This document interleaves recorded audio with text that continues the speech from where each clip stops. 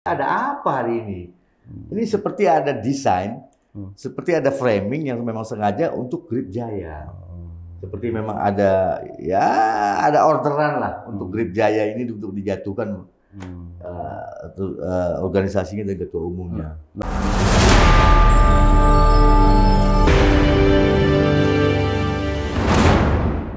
Teman-teman, hari ini isu Grip Jaya, Ormas dan Hercules sangat seksi, menjadi trending topik dan menjadi pembahasan di ruang-ruang publik. Grip Jaya disoroti sebagai salah satu ormas, lalu ada peristiwa demi peristiwa yang dicoba dihubungkan dengan masa lalu, yang coba dibedah dari banyak sisi, yang menguatkan stigma adanya premanisme dalam tubuh ormas. Nah, hari ini kita akan membedah itu semua. Benarkah ormas itu identik dengan premanisme? Benarkah Grip Jaya itu ormas yang berbau ada hubungan dengan hal itu semua? Dan benarkah Grip Jaya ini merupakan alat kepentingan kekuasaan? Kenapa? Karena memang menarik bahwa mungkin besok, minggu depan ini akan keluar investigasi dari Tempo yang tadi kami sudah menyaksikan itu sekilas tentang pertanyaan-pertanyaan yang terbangun dalam pertanyaan host yang dalam kacamata saya itu melihat itu pertanyaan-pertanyaan yang melihat membongkar tentang relasi kuasa antara Prabowo dan Grip Jaya, khususnya Pak Hercules sebagai ketua umum dari ormas itu sendiri. Nah, sudah hari ini kita hadir 3 narasumber. Pertama dari Bung Alphonse Lemau, beliau merupakan pengamat sosial dan juga pengamat kepolisian.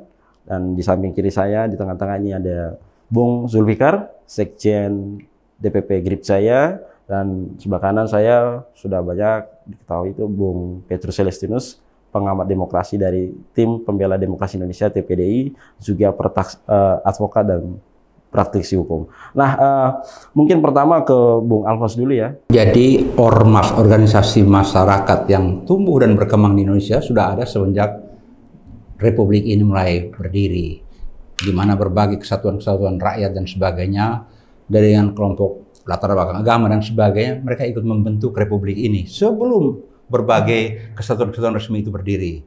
Nah, pada akhir-akhir dari tahun 70-80,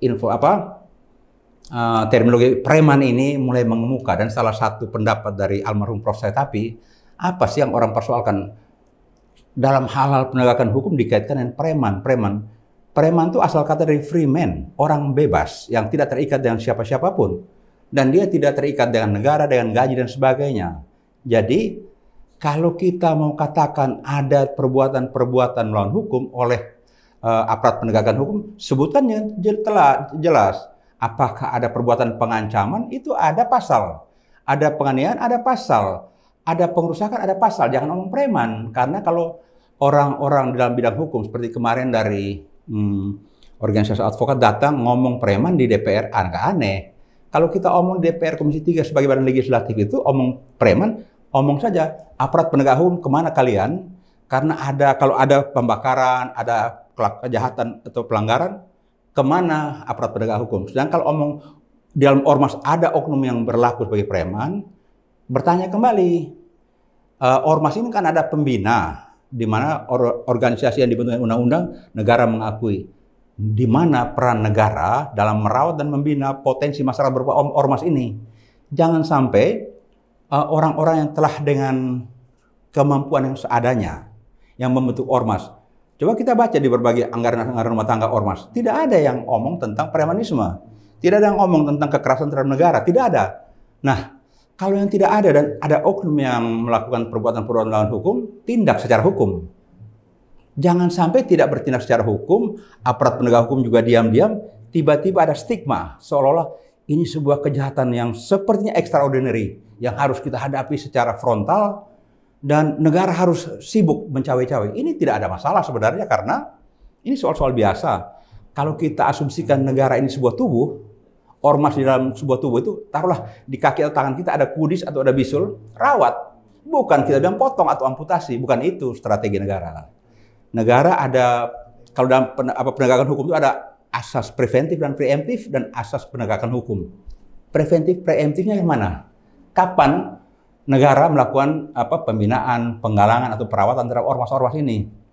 So, jangan sampai kalau ada anggota-anggotanya itu melakukan berbagai pelanggaran di beberapa tempat, terus di blow up seolah sebuah kejahatan yang sedemikian dahsyat, mengganggu keamanan ataupun negara akan kacau. Tidak juga seperti itu. Jangan sampai stigma-stigma ini juga dipakai oleh kelompok tertentu untuk saling mengecilkan arti daripada niat suci daripada ormas itu sendiri. Gitu. Karena kelihatan bahwa memang isu hari ini itu kelihatan sudah menguat mengarah ke Grip Jaya ya, mengarah Grip Jaya. Ya, karena memang pertama persoalan ormas dulu, triggernya kalau kita lihat dari Jawa Barat ya, Jawa Barat, lalu sebenarnya ada di sana kalau saya melihat membaca itu ada tantangan dari Ketua DPD Jabar. Nah, itu yang kalau dilihat dari publik itu sebagai sebuah perlawanan gitu kan. Padahal sebenarnya kan tantangan diskusi kan kalau begitu. Lalu kemudian terjadi masalah di Depok, nah, akhirnya terjadi semacam pembungkusan atau macam adanya kelihatan bahwa oh ini Ormas Grip Jaya menantang ini, lalu dibentuklah oh ini terjadi perlawanan, sehingga menguatkan persepsi publik juga dengan itu oh ini memang Ormas Grip Jaya itu premanisme. Nah, saya ke ini dulu, Bajul ke Bang Petrus. Nah, sebenarnya kalau Bang Petrus dari sudut pandang praktisi hukum dan juga tim pembela demokrasi melihat masalah ormas ini seperti apa sih? Seperti yang dijelaskan, benarkah itu identik dengan premanisme itu?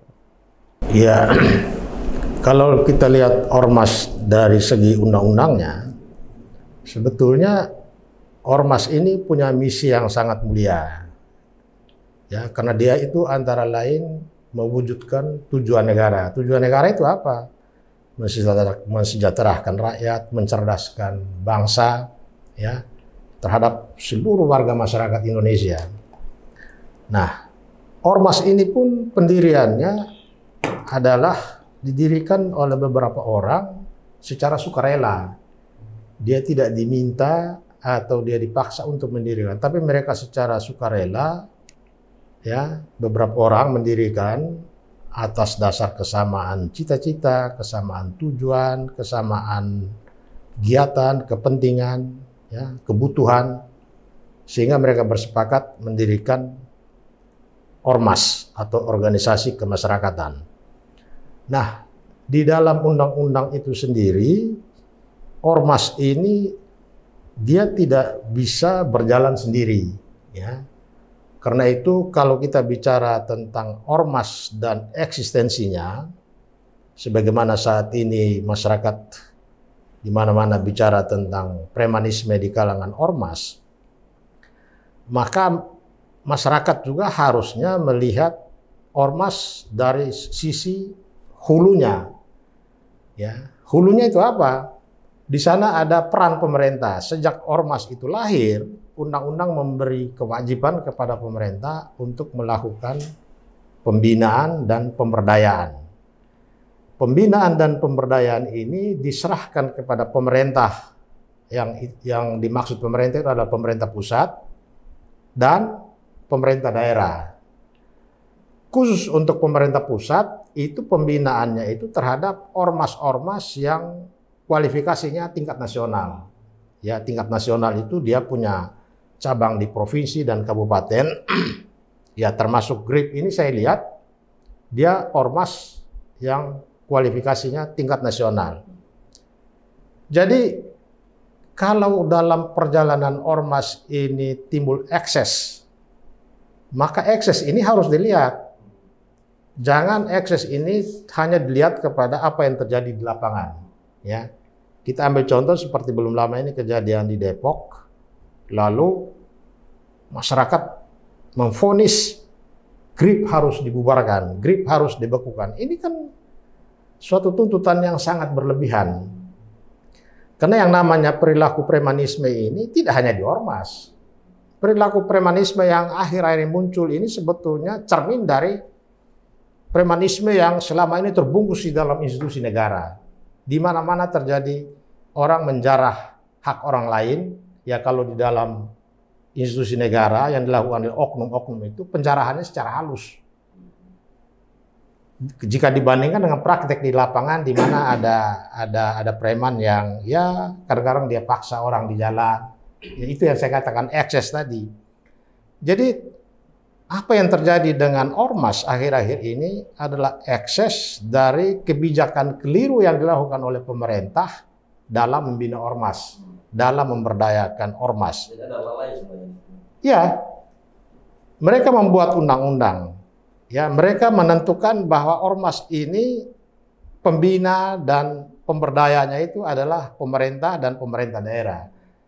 Tetapi dalam praktek faktor ini dilalaikan. Ya, jika kita baca undang-undangnya kita juga pengen punya ormas karena jaminannya bagus sekali. Tetapi dalam praktek ormas ini tidak dijamah. Padahal kalau kita lihat sosok seperti Yapto, sosok seperti kemudian ada Hercules, mereka punya kemampuan menghimpun anak-anak muda dari berbagai kelompok berbeda-beda, tapi dengan karakter yang sama. Ya, mereka solid di dalam suatu organisasi tanpa dibayar pemerintah, dan turun-temurun mereka masih eksis sampai sekarang. Itu prestasi yang luar biasa. Jadi sebetulnya tinggal butuh sentuhan dari pemerintah. Ya, pemerintah misalnya pembinaan terhadap soal disiplin bermasyarakat, ya, bagaimana misalnya mereka bisa berwirausaha, ya. Kalau mereka kuat, itu secara otomatis tujuan negara tercapai, ya, yaitu bahwa ternyata ada sekelompok masyarakat di dalam ormas ini terjadi peningkatan taraf hidupnya, ya, ekonominya bagus, pendidikannya juga bagus.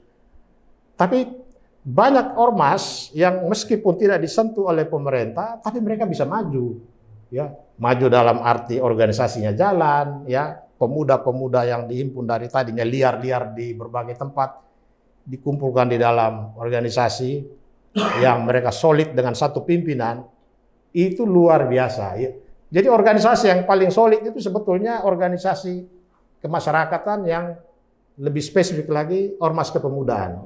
Bagaimana mereka punya kepatuhan terhadap pimpinannya itu luar biasa. Berbeda dengan partai politik yang hampir tiap 3-4 tahun ribut soal rebutan kekuasaan. Di ormas tidak ada. Sepanjang ketuanya itu mereka tetap solid dan bisa diatur.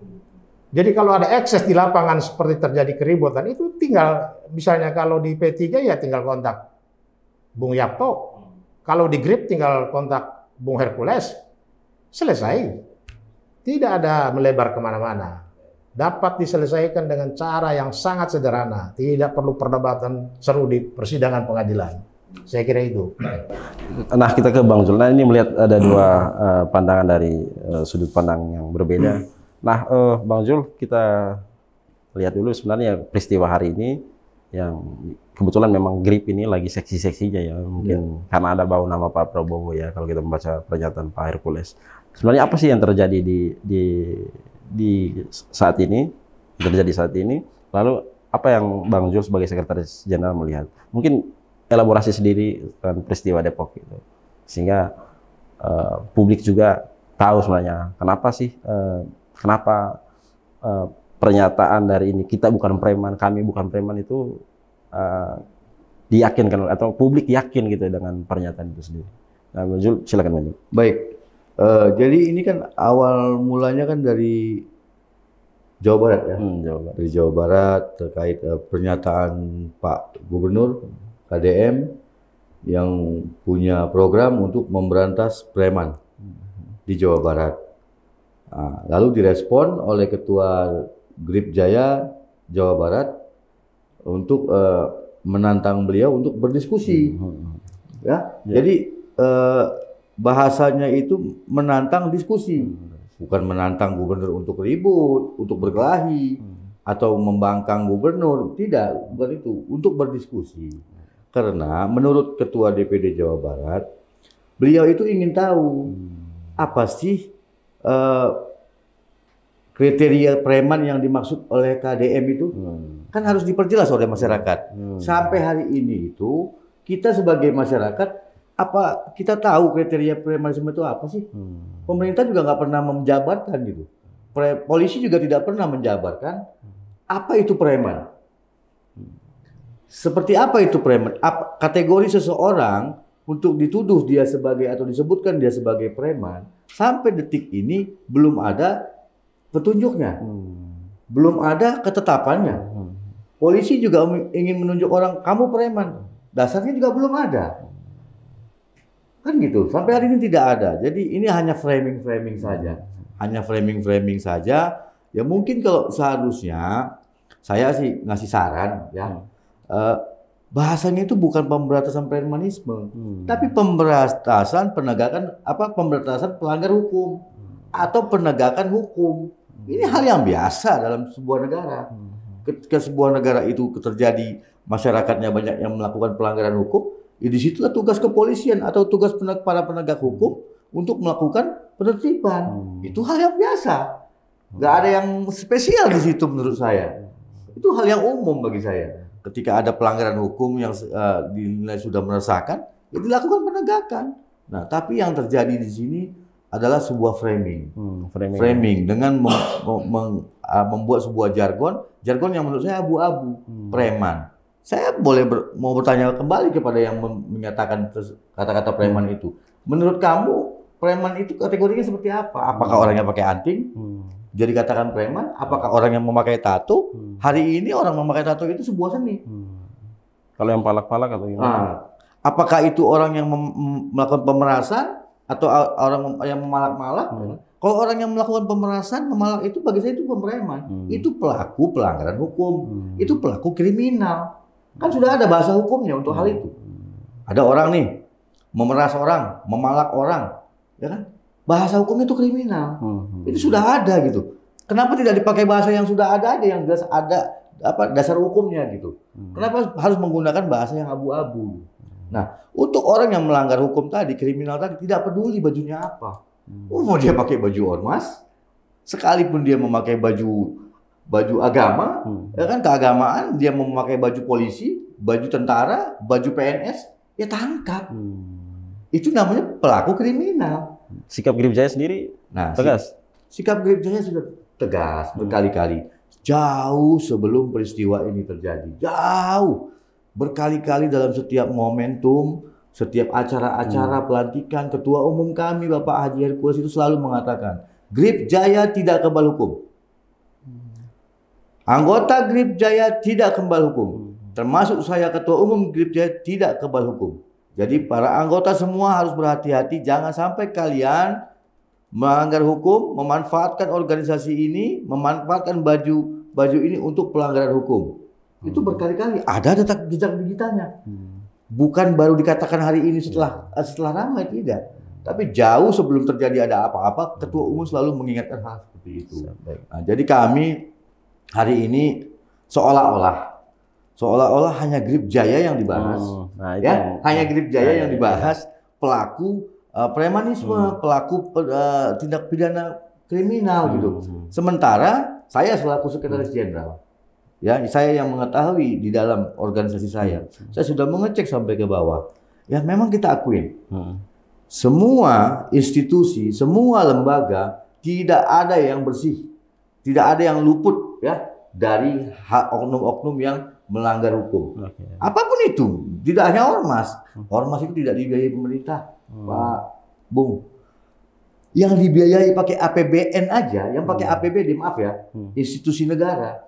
Ya, pemerintah daerah, pemerintah pusat, lembaga penegak hukum, ya itu yang dibiayai oleh negara, masih tidak mampu mengendalikan semua pegawainya, oknumnya itu untuk tidak melakukan pelanggaran hukum. Sering kita lihat di TV, ada si A kena kasus ini, si B melakukan tindak pidana hukum, pelecehan seksual, pejabat melakukan pelecehan seksual, pejabat terlibat pembekingan tertentu. Nah, hal-hal seperti ini kan terjadi banyak di semua tempat. Ya, kenapa hari ini hanya Grip Jaya yang di framing? Sementara saya sudah cek ke bawah. Kami itu tidak mengingkari ya. Ada oknum-oknum yang memakai baju kami yang memanfaatkan organisasi ini untuk melakukan tindak pidana hukum. Itu masih tidak terlalu signifikan. Masih presentasinya rendah sekali karena kami juga masih baru. Ada yang lebih besar dari kami, yang lebih jauh, lebih lama, lebih apa ya, lebih terorganisir dari kami melakukan hal itu dari zaman dulu sampai sekarang namanya nggak disebut-sebut. Namanya nggak disebut-sebut. Apa karena memang, itu pertanyaan yang menarik sebenarnya. Apa karena memang isu ormas hari ini seksi? Apa karena memang ada hubungan dengan ini? Klip saya sebenarnya hubungan dengan Pak Prabowo. Itu nanti kita akan bedah sedikit. Bung Alfons itu apa? Mungkin pertanyaan nanti akan dijawab ke Bung Alfons. Apakah karena memang itu seperti hari ini? Karena masalah yang tadi itu masalah premanisme, masalah ini kan sudah lama. Ormas yang disebut dari ini ya, ingatan kolektif masyarakat itu kan selalu ormas itu preman gitu. Nah, apakah karena memang hari ini isu ormas ini seksi, isu premanisme ini seksi karena memang Grip Jaya yang kebetulan sedang naik daun dan sekarang merupakan salah satu ormas pendukung pemerintahan Pak Pribowo. Mungkin kalau kita coba identifikasi dan menanggapi, ada rumor atau ada pendapat yang menyatakan bahwa Grip ini seperti ini, bergaya seperti ini karena dia ada kedekatan dengan saat ini jadi presiden. Mungkin kita perlu belajar dari Muchtar Lubis punya buku pada tahun 70-an. Bangsa ini bangsa yang munafik ini. Suka berpura-pura, suka berbahasa-basi, dan tidak berani bertanggung jawab. Karena begini sebenarnya. Kalau kita omong hubungan-hubungan manusia di Indonesia itu, hampir semua orang di Indonesia saling berhubungan. Dan itu biasa-biasa saja. Satu. Kedua, kalau orang yang katakan karena hubungan dengan Prabowo dan sebagainya, kalau yang ada hubungan terus kenapa? Karena mereka bukan tiba-tiba muncul dari dalam bumi hari ini mendadak. Ini sejarah perjalanan kedua manusia ini ada. Ya.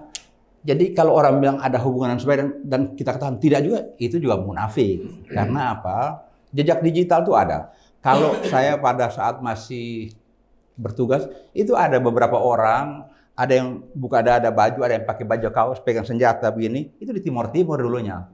Dan kalau orang ingin mengatakan tidak tahu dan tidak kenal, itu memang sebuah kemunafikan. Karena itu sebuah kenyataan yang tidak mungkin kita putar kembali sejarah itu untuk dirubah hari ini. Enggak, itu fakta sosial. Bahwa kalau kedekatan itu karena kedekatan terus orang menjadi kepala besar juga tidak juga. Karena kalau memang menjadi kepala besar, apakah duduk dalam kabinet? Minta jatah dong. Jadi komisaris kek, jadi apa kek.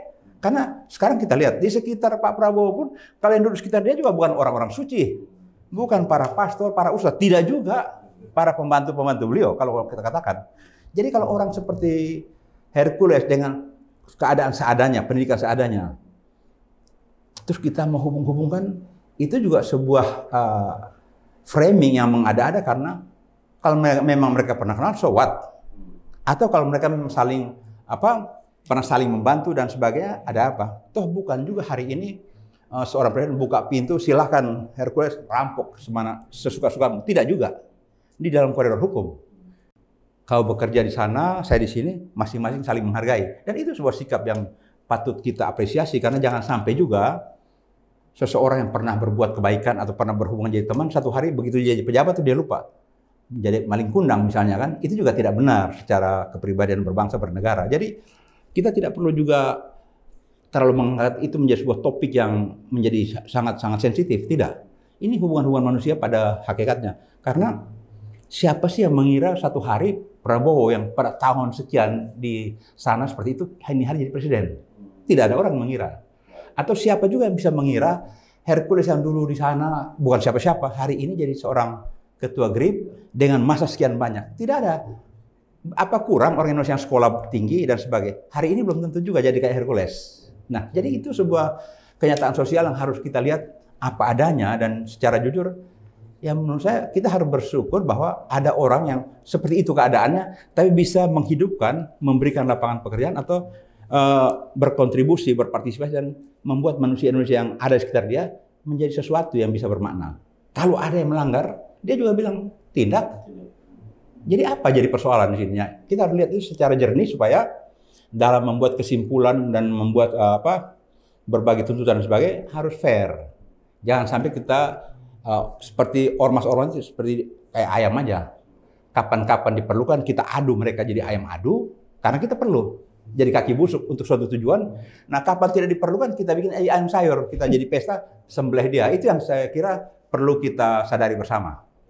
Mungkin pertanyaan yang sama Bang Petrus, saya ke sana itu, apakah karena memang kondisi hari ini masalah ormas, semacam terjadi kegentingan isu ya, kalau kita lihat itu, bahwa seolah-olah masalah ormas itu sangat-sangat mengkhawatirkan bisa mengganggu investasi, itu kan pernyataan awal gitu kan, tesis awal, kemudian yang menjurus pada Grip Jaya itu sendiri dan Pak Hercules. Nah, Bung Petrus bisa melihat ini seperti apa sih?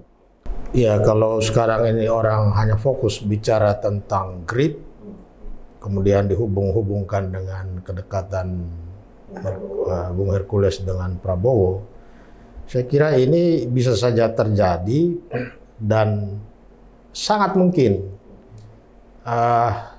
ada semacam kecemburuan. Ya, saya lihat mungkin ada semacam kecemburuan dari ormas-ormas kepemudaan lain, lalu isu ini dikipas-kipas terus, dan target mereka itu mewacanakan pembekuan. Nah, padahal dilihat dari tingkat kegaduhan yang terjadi akhir-akhir ini, dihubungkan dengan larangan di dalam undang-undang ormas, apabila larangan itu dilanggar maka ormas itu dibekukan, posisi Grip tidak pada posisi itu. Karena larangan yang mengakibatkan sebuah ormas dibekukan oleh pemerintah itu kalau misalnya ormas ini melakukan tindakan yang berbau sara, atau ormas ini melakukan penistaan terhadap agama, atau ormas ini melakukan tindakan yang sangat mengancam eksistensi NKRI, atau ingin menggantikan ideologi Pancasila. Grip tidak dalam posisi itu. Atau Grip dalam posisi melakukan tindakan yang menjadi tugas aparat penegak hukum. Apakah Grip pernah menangkap orang dan melakukan tindakan main hakim sendiri? Tidak ada. Atau misalnya Grip melakukan tindakan-tindakan yang yang secara sistematis ingin menggantikan ideologi Pancasila dengan ideologi lain. Ideologi Grip ini kan dia ajasnya Pancasila UUD 45. Kemudian tujuannya ya jelas, mewujudkan tujuan negara, membantu pemerintah dalam menjaga nilai-nilai agama, nilai-nilai etika moral, kemudian meningkatkan partisipasi anggotanya dalam pembangunan sosial kemasyarakatan. Dia kerja bakti, dia juga menyantuni anak-anak yatim piatu. Jadi banyak karya-karya sosial yang mungkin banyak orang tidak tahu, ya. Karena memang Grip juga tidak mungkin melakukan karya sosial itu kemudian dipromosikan kayak orang iklan, tidak. Jadi posisi Grip kalau dihubungkan dengan desakan sejumlah pihak supaya dibekukan atau dibubarkan, itu salah alamat, ya. Kalau dihubungkan dengan kegaduhan yang di Depok kemarin itu kan itu ekses soal kecil, ya. Di mana-mana juga asal ada keributan, mobil polisi dibakar, ya proses hukum. Ini organisasi besar. Grip ini organisasi besar dan pemerintah harus berdayakan. Manfaatnya sangat banyak. Tanpa pemerintah sentuh pun kita lihat ormas-ormas kepemudaan, ya baik itu Grip, Pemuda Pancasila, Pemuda Pancamarga, Laskar Merah Putih, mereka punya hal-hal positif yang mereka lakukan. Bahwa ada 1-2 anggota yang kemudian melakukan tindakan pelanggaran hukum, ya mereka juga bukan orang yang merasa diri kebal hukum. Tinggal hubungi ketuanya, mereka ikhlas, silakan proses hukum. Semua mekanisme ditaati. Jadi sekali lagi masyarakat harus melihat keberadaan ormas-ormas, ya baik itu ormas kepemudaan, ormas keagamaan, ormas-ormas yang terkait dengan kehidupan partai politik. Ini semua ini kan positif. Kalau ormas-ormas di dalam partai politik yang disebut saya partai, mereka dihidupi oleh partainya. Tapi ormas-ormas di luar itu seperti Grip, Pemuda Pancasila, memang mereka cari uang sendiri. Karena mereka juga oleh undang-undang dibolehkan untuk mendirikan badan usaha, ya, melakukan kegiatan misalnya wira swasta, boleh. tidak dilarang. Saya kira itu. Baik. Nah, kebetulan Bung Petrus menyebut peristiwa Depok ya. Di sini kan ada Bang Zul. Bang Zul, mungkin ini ada peristiwa yang sebenarnya ada missing. Kalau dalam analisa saya ada missing di publik ya, karena yang dikutip, kalau saya lihat itu dikutip dari berita yang dikutip oleh media itu kebanyakan dari pihak polisi kalau misalnya ya di sana apa ya itu anggota GRIP. Tapi beda klarifikasi dari Bang Zul yang kemarin kayaknya belum kuat untuk sebagai sumber otoritas berita, sehingga apa kata pun diduga tuh diksi-diksi itu pun tetap mengarahnya bahwa itu memang tetap GRIP. Nah, sebenarnya peristiwa yang sebenarnya terjadi itu seperti apa sih Bang Zul yang di Depok, sehingga masyarakat publik di luar itu tahu sebenarnya. Baik. Nah, ini penting sekali nih. Karena ini menyangkut nama besar, nama baik dan marwah organisasi kami ya. Untuk kasus Depok itu sebetulnya kami secara organisasi ini merasa teraniaya jadi korban. Tersudutkan gitu. Ya, tersudutkan. Kami menjadi korban. Itu peristiwa begini.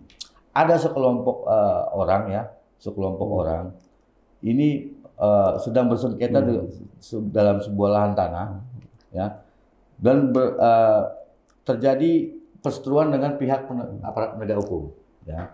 Lalu pada peristiwa itu terjadi ada yang mengeluarkan senjata, ya, bahkan katanya ada menembakkan sebuah peluru pakai shotgun dengan peluru gotri, ada mengenai sebuah eskavator atau apa gitu kan.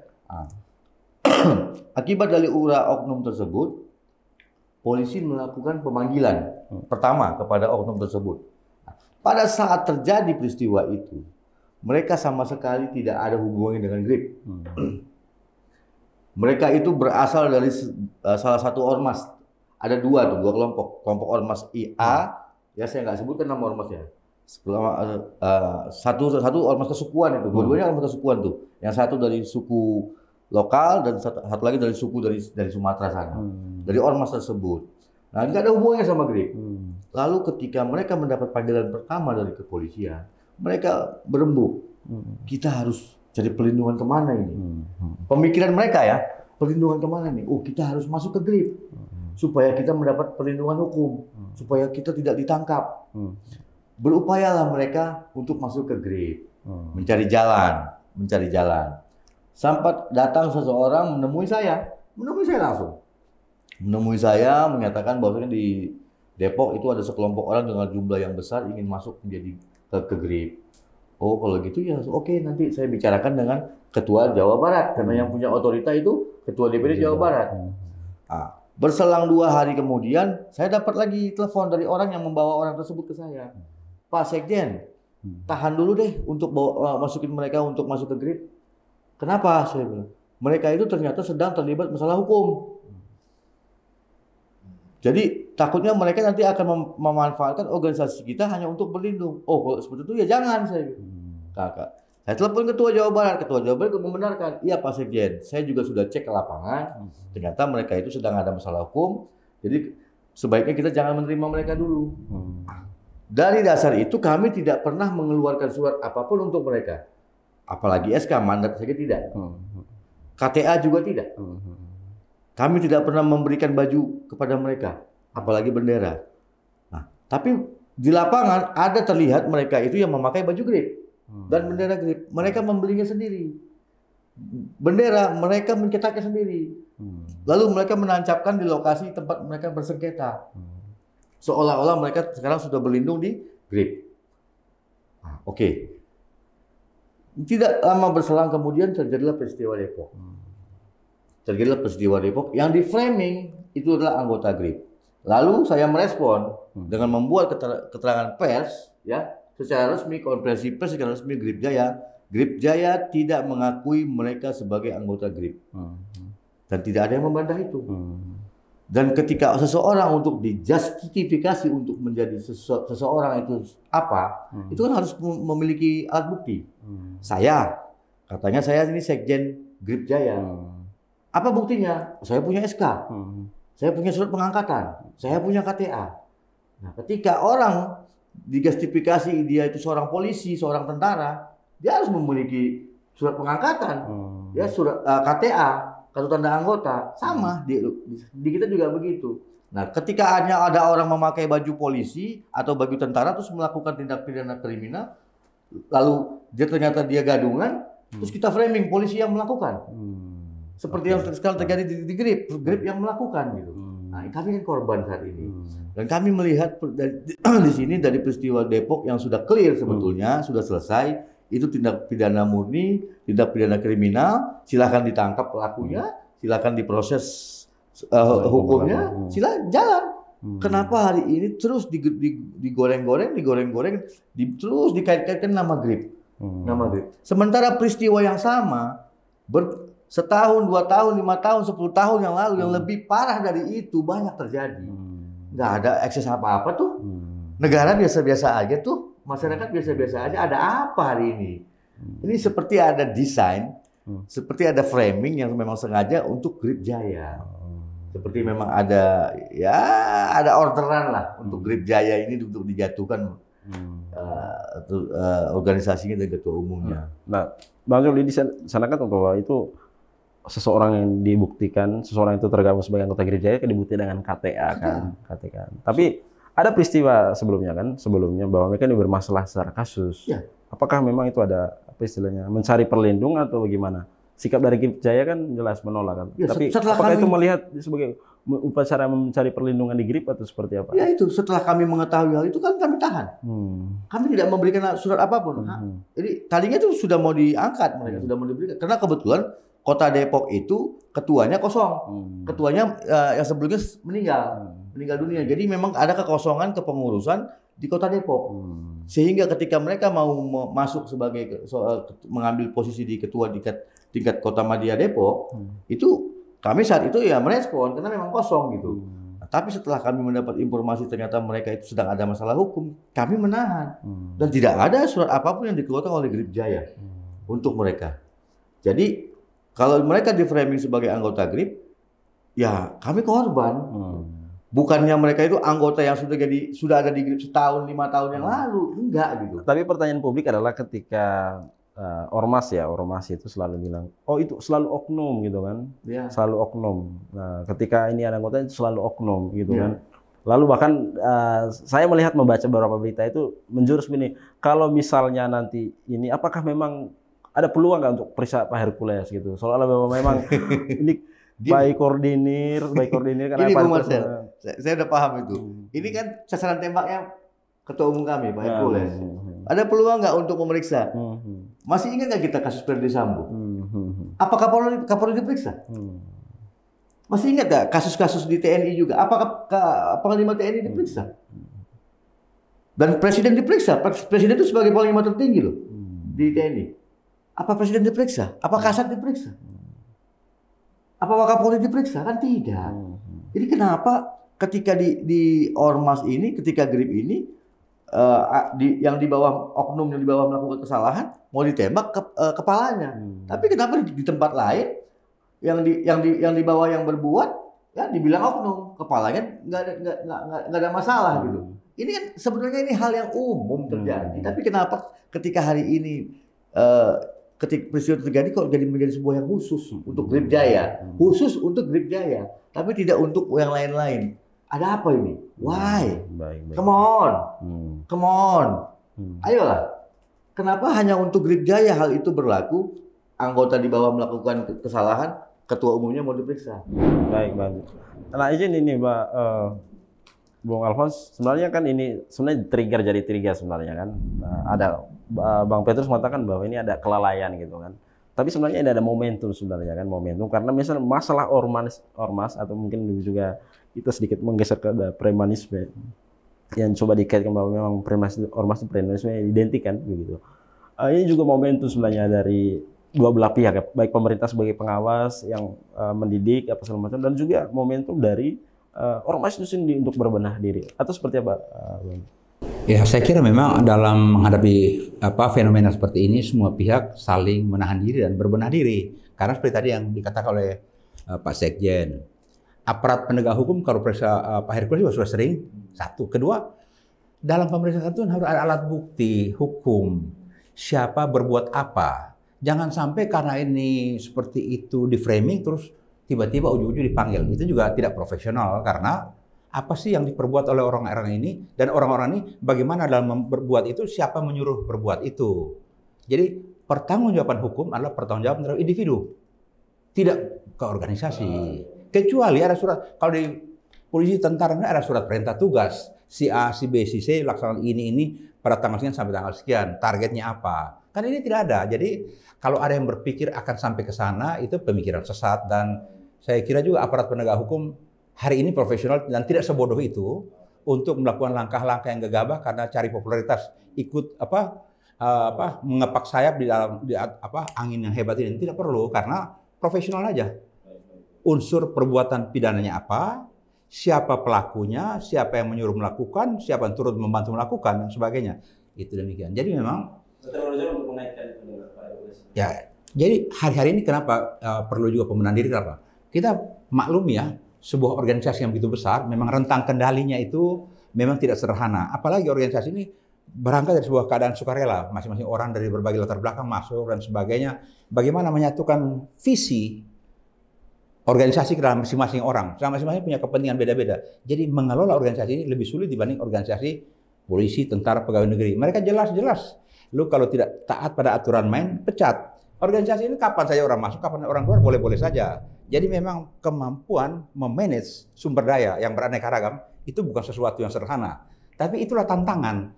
Kalau ormas ini mau besar ke depan, harus terkelola dengan baik. Dan menurut saya, ini sebuah kata Pak Petrusnya sebuah hebat. Bayangkan dari orang biasa, dengan pendidikan seadanya, mengelola sumber daya manusia yang serba terbatas dan susah, jadi sesuatu hari ini. Nah, pasti banyak orang yang iri. Tapi kalau ada yang iri, silakan tiru dan coba bikin juga dong. Jangan iri terus mau framing macam-macam. Berbuat, samakan aja siapa yang, kalau yang bisa kenapa tidak? Atau kalau kita anggotanya sekian banyak, apakah dari ini Pak Hercules kemarin saya mau maju deh jadi presiden kek, wakil kek, atau DPR? Kan tidak juga kan? Beliau berkutat di ormas saja. Jadi kita harus lihat itu sebagai sebuah nilai positif menurut saya. Sedikit saya mau tambahin, saya menarik dari bahasa beliau. Apakah Pak Hercules hari ini ingin menjadi calon capres ke depan atau apa? Saya tegaskan di sini, Grip Jaya adalah pendukung Pak Prabowo Subianto. Ya, itu terang-terangan kita sampaikan. Bukan baru 2024, dari awal dulu, dari perjanjian batu tulis, beliau masih mau menjadi wapres, presidennya Ibu Megawati. Ya, terus lagi dengan Pak Hatta Rajasa, terus lagi dengan Sandiaga Uno, terus lagi yang sekarang akhirnya menang. Itu Grip Jaya hadir di situ dan mati-matian di situ berjuang bersama beliau, tidak pernah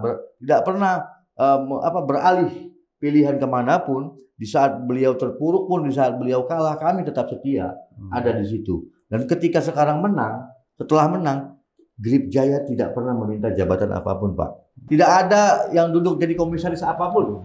Ya. Misalnya sekarang di kabinet atau komisaris BUMN, tidak ada orang Grip. Pak Hercules tidak pernah meminta itu. Silakan dikonfirmasi, silakan dicek. Apa ada kader Grip Jaya yang meminta yang ditaruh di sebuah jabatan tertentu? Tidak ada. Itulah perjuangan tulus. Itulah perjuangan tulus. Baik. Itu jadi mungkin ini ada yang iri, ada yang.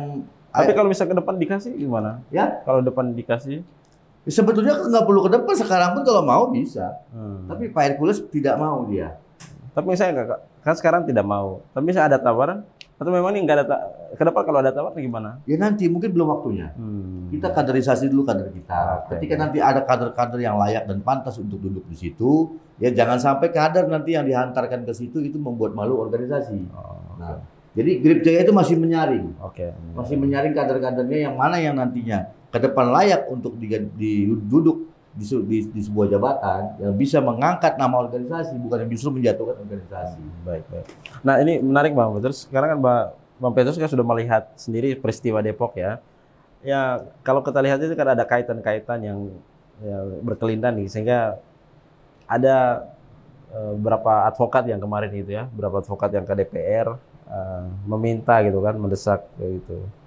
Bang Petrus melihat itu kan sudah mendengar sendiri dari Bang Jul itu. Ya, apakah tepat seperti itu Bang Petrus untuk meminta Komisi 3 DPR untuk itu? Ya, saya lihat sebetulnya itu langkah yang dilakukan itu dengan datang ke Komisi 3 oleh rekan-rekan advokat itu kalau isu yang dibawa itu adalah pembubaran GRIP, itu salah alamat, ya. Karena nyatanya itu seperti yang saya katakan tadi, GRIP tidak dalam posisi itu, ya. GRIP tidak dalam posisi itu, kemudian peristiwa yang kecil itu dibesar-besarkan. Nah, yang harus dipersoalkan di Komisi 3 kemarin itu harusnya desakan dari teman-teman advokat itu meminta supaya pemerintah harus sungguh-sungguh memberdayakan ormas-ormas ini. Apalagi ormas-ormas kepemudaan, ya, ormas-ormas seperti GRIP, Pemuda Pancasila, Laskar Merah Putih, dan masih banyak ya. Mereka punya peran sosial yang sangat besar dalam kehidupan berbangsa dan bernegara ini, tapi tidak diangkat. Ya, ormas-ormas ini dibesar-besarkan ketika ada peristiwa, misalnya terjadi salah satu anggota atau lebih melakukan tindakan ya pelanggaran pidana di lapangan. Nah, kalau dia melakukan pelanggaran pidana, ya seperti biasa dong proses hukum. Masa pelanggaran pidana yang dilakukan oleh anggotanya lalu organisasinya harus dibubarkan? Atau korupsi yang sekarang ini triliunan yang dilakukan oleh menteri, oleh dirjen, oleh banyak pejabat negara ini, lalu negara ini harus dibubarkan? Kan tidak. Jadi jangan sampai persoalan kecil, ya, persoalan yang sederhana, tetapi dibelokkan. Saya malah curiga. Di tengah ada isu tentang pemakzulan Wapres, di tengah ada isu tentang dugaan ijazah palsu Jokowi, kemudian kasus GRIP ini dibesar-besarkan untuk menggeser isu yang lagi betul-betul panas tinggi. Pengalihan isu. Dan sepertinya ada benang merah yang mau diarahkan ke sana, mau ditarik, mau dipaksa GRIP masuk ke dalam pertikaian politik tingkat tinggi. Untungnya GRIP tidak mau terjebak ke situ. GRIP dalam penjelasannya ke media tetap proporsional, bahwa itu kami punya anggota, kalaupun salah ya silakan proses hukum. Jadi wacana dari banyak pihak, ya terutama rekan-rekan advokat, meminta pembubaran atau pembekuan organisasi GRIP itu salah alamat, ya, salah orang. Salah orang. Bung Alfons, saya lihat gitu. Ini kan mungkin komentar yang sama ya, sedikit komentar yang sama terkait itu. Jadi hari ini pemerintah, Presiden Prabowo dan wakilnya sedang menghadapi banyak sekali masalah. Dari luar negeri dengan bermacam-macam isu, pasca Trump dan kebijakan, hilirisasi dan kebijakan, kekuatan asing antara Cina Amerika seperti itu isu luar yang menjadi tantangan besar bagi perekonomian negara. Di dalam negeri dengan berbagai hal-hal remeh-temeh perlu dipikirkan prioritas penanganan. Jadi jangan sampai hal-hal yang remeh-temeh ini dijadikan besar sehingga membuat Presiden kesibukan untuk kepala sakit dengan hal-hal begini, sedangkan hal-hal besar yang sebenarnya jadi target Presiden itu menjadi kabur ataupun menjadi menghabiskan energi beliau. Sebagai anak bangsa, bagaimana kita semua berpikir membantu pemerintah hari ini untuk bersama-sama membangun, berjuang agar rakyat sejahtera. Itu dulu. Nah, ada masalah, oke, tempatkan pada prioritas. Kapan kita selesaikan ini, bagaimana caranya secara undang-undang. Sekarang taruh ada Satgas Pembubaran Premanisme. Ini menurut saya perlu dipikirkan. Ini Intel, BIN, Polkam, Mendagri, polisi.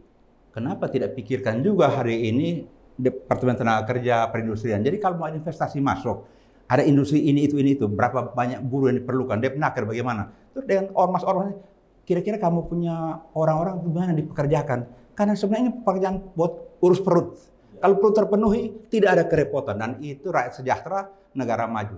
Ini kita semua saling cakar untuk perkara kudis dan gudik di badan yang tidak ada gunanya. Tidak sistematis. Demikian menurut saya. Tapi kan ini tetap ini, saya ke Bang Jul dulu, Bung Alfons. Tapi ini kan catatan sebenarnya untuk GRIP Jaya sendiri. Sebagai seorang sekjen, gimana sih untuk ini? Ya, secara internal kami jadikan ini pelajaran yang berharga buat kami. Ya, kami tidak takut, kami tidak gentar, justru akan membuat kami semakin kuat dan semakin menjaga diri, semakin membentengi diri, semakin mengkader anggota-anggota kami agar berhati-hati dalam bertindak dan bersikap dan melangkah dan berbicara.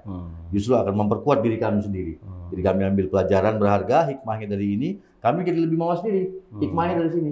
Terima kasih buat yang memfitnah-fitnah kami. Terima kasih yang membuat memframing kami. Jangan dikira kami takut dan gentar, tidak. Kami tidak akan goyah. Dan kami akan semakin kuat ke depannya. Apakah tidak takut dan gentar itu karena memang besok kan ada keluar akan itu ya, investigasi Tempo yang melihat relasi kuasa ya, hubungan kepentingan antara Pak Prabowo dan Pak Hercules gitu. Kami tidak takut, tidak gentar karena kami tidak merasa melakukan hal-hal yang negatif gitu. Saya sebagai sekjen, saya yang tahu ketua umum saya. Ketua umum saya itu kesehariannya 60% lebih dari keseharian dia itu saya selalu di sampingnya. Saya mengetahui. Kalau saya mengetahui beliau itu orang tidak baik, orang tidak benar, saya orang pertama yang pergi meninggalkan beliau. Tapi karena saya tahu beliau itu orang yang di posisi yang benar dan tidak seperti apa yang di framing, saya juga orang terdepan yang akan membela beliau. Keseharian beliau itu seperti apa saya yang tahu. Dan kalau saya ceritakan nanti ini panjang ini, ya. Mungkin di lain waktu lah, Bang. Ya, mungkin lain waktu.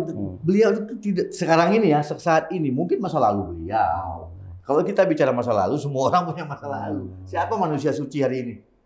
Siapa? Saya tanya. Ya, karena itu yang ngomong Pak Hercules itu preman aja, apa dia suci? Ya karena itu yang akan dibongkar juga kalau saya melihat itu arahnya. Saya mendengar tadi dari teman-teman. Saya rasa ini hanya pengalihan isu. Ya, lebih baik bongkarlah itu yang triliunan itu. Kejarlah itu, usutlah itu, buka itu mafia judi, mafia migas. Itu kenapa nggak semuanya bersatu padu untuk mengejar itu? Ada apa semuanya mengejar Pak Hercules? Emangnya Pak Hercules koruptor? Pak Hercules mafia migas, mafia judi. Terlalu besar Pak Hercules hari ini mereka buat. Ini hanya pengalihan isu. Pak Hercules tidak di posisi itu gitu. Kemana satgas-satgas yang dibuat dulu? Satgas mafia judi. Tuntas nggak kerjaannya? Mana hari ini? Mana? Satgas mafia migas mana hari ini? Kita masyarakat juga ingin tahu gitu. Apa hasilnya gitu. Ya sementara itu yang lebih mengerikan lagi, memakan uang rakyat triliunan, ribuan triliun bahkan. Mana hari ini cerita itu? Cerita timah, cerita mafia migas, cerita judi. Mana hari ini? Sehebat cerita Grip nggak hari ini? Oke. Coba, di mana itu media-media itu yang memframing Grip hari ini? Kenapa mereka tidak memframing kasus-kasus yang saya sebutkan tadi? Demi bangsa dan negara ini. Nah, jadi itu pernyataan dari kami. Kembali lagi, tetap sebagai organisasi kemasyarakatan, kami ini dibentuk dan terbentuk sebagaimana mestinya organisasi, dan kami akan melakukan hal itu, ya. Kami akan memperbaiki diri, akan mengkaji ke dalam diri kami untuk menjadi tetap lebih baik. Baik, itu mungkin jadi sebagai closing statement dari Bang Yula. Mungkin Bang Petrus closing statementnya untuk melihat peristiwa ini tentang ormas. Ya, untuk peristiwa yang akhir-akhir ini muncul dan memberi label beberapa organisasi kemasyarakatan sebagai premanisme, itu supaya dihentikan, karena itu bisa juga menjadi fitnah ya. Karena apa yang dilakukan oleh ormas-ormas selama ini, peran sosialnya sangat tinggi ya. Suatu prestasi yang kita harus lihat itu adalah bagaimana mereka bisa mengorganisir kelompok-kelompok masyarakat yang tadinya terpinggirkan, kemudian melakukan aktivitas yang mungkin dalam banyak hal tidak berkenan di hati masyarakat. Mereka organisir dan berada dalam satu wadah yang langsung dibina oleh organisasinya sendiri. Dan selama ini tidak pernah disentuh oleh pemerintah. Jadi kalau mau meringankan beban negara ini, maka organisasi kemasyarakatan yang begitu banyak di negeri ini, berdayakanlah. Saatnya pemerintah memberdayakan ormas-ormas ini supaya apa yang disebut sebagai beban tugas negara yang begitu besar bisa diringankan. Karena perintah undang-undangnya itu jelas bahwa salah satu kewajiban ormas itu adalah mewujudkan tujuan negara. Jadi dengan ormas ini bisa diberdayakan dan mereka bisa melakukan banyak hal positif buat rakyat, maka disitulah ormas mewujudkan tujuan negara sekaligus meringankan beban negara. Grip dalam pandangan saya dalam banyak hal sangat positif. Jadi jangan ekses-ekses yang timbul akhir-akhir ini lalu memberi label kepada Grip sebagai sedang mengembangkan premanisme. Itu salah besar. justru mengembangkan sayap yang lebih positif sebenarnya. Iya, banyak karya sosial yang dilakukan yang banyak orang juga mungkin ya tidak tahu. Ya. Apalagi organisasi ini juga tidak memamerkan peran sosialnya yang begitu besar di tengah masyarakat. Baik, Bung Petrus. Mungkin Bung Alfons? Menurut saya mungkin kalau kita melihat bunga teratai itu begitu indah, walaupun dia berada dalam lumpur, mari kita lihat grip itu kayak bunga teratai. Dia datang dari berbagai lapisan seperti itu, tapi jangan lihat lumpur kotor itu. Lihat bunga itu untuk kita nikmati dan biarlah dia berguna untuk bangsa dan negara ini. Demikian menurut saya. Baik, terima kasih Bung Alfons, Bang Zul, sama Bang Petrus untuk mungkin ini bisa membantu perspektif lainnya dari untuk melihat peristiwa ini yang lebih luas dan mungkin lebih dalam sebagai refleksi ke depan gitu. Baik, terima kasih teman-teman. Mungkin kita akan jumpa di lain kesempatan. Baik.